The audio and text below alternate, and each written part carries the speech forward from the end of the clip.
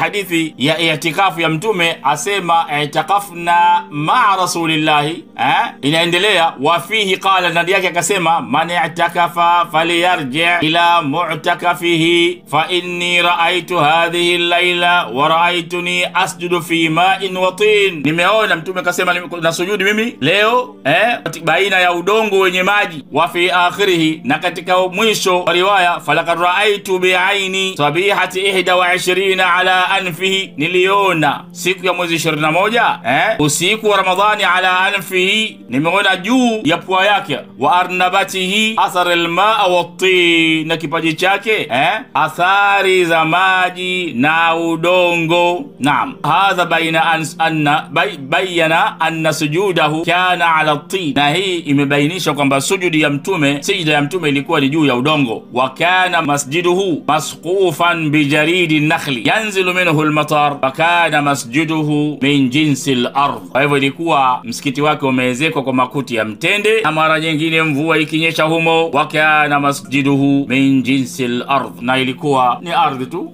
ilikuwa ni tope zinakuwekwa. Mara nyingine watu wanasujudi hivyo hivyo wanasali. Kwa sunna hii ya bwana mtume nyinyi mmeiona ni uchafu, kwa kibri chenu mnaona bora kusali juu ya nini? Juu ya sajada, pamoja na kwamba mmeambiwa na maulama wenu naona ni bid'a. Riwaya zinasema ni bid'a, bali kwa sababu ya kutaka kupingana kwenu na mashia, kwenda kinyume na mashia, lazima muipige vita sunna hii. Hili ndio tatizo lenu. Tatizo lenu linakufanyeni mpaka mnatoka nje ya sunna ya mtume, alimradi tu mpingane na mpambane na mashia, na hii itawagharimu sana katika dini yenu. Naam.